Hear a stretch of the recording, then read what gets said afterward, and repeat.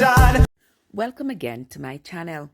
This is Trev from Trevessence, and today I'm going to be bringing you some updates on stories that I brought to you this week.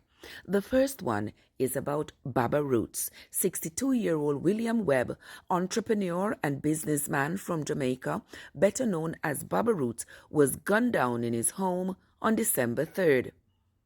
Now, there are different stories going around on the internet as to why Baba Roots was killed. One of the more plausible stories is that it is alleged that some time ago, Baba Roots and one of his male workers had an altercation. During that altercation, it is believed that Baba Roots pulled his weapon and discharged it in the worker's mouth. That case is still before the courts, but in the meantime, the authorities had seized Baba Roots' weapon.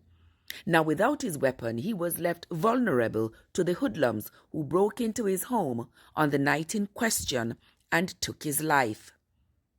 If we get more updates, we will be sure to bring it to you.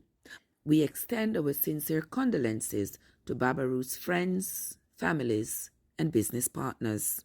Our second update for the week is about the siblings who was murdered and seen in a viral video being buried in a crude shallow grave. 22-year-old Kenesha Moody and her 20-year-old brother Kenrick Moody are still unaccounted for. No one has been able to locate the crude burial spot that the hoodlums had chosen for them. And it makes me wonder if it is because, as it is alleged, they had been involved in scamming activities that they have earned the ire of the community, so nobody's actually looking.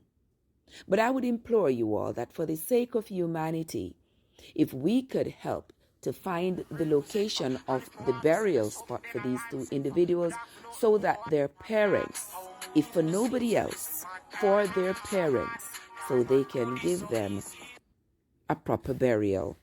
We know that in life we don't all get what we deserve, because if that was the case, many of us would not be here today. So please, I'm imploring you to help the parents of Kenesha Moody and Kenrick Moody to find their bodies.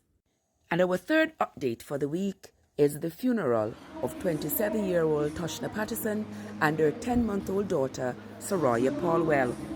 If you all remember, 3 months ago, Soraya and her mother were both murdered by Leoda Bradshaw, a woman who shared a child with Soraya's father.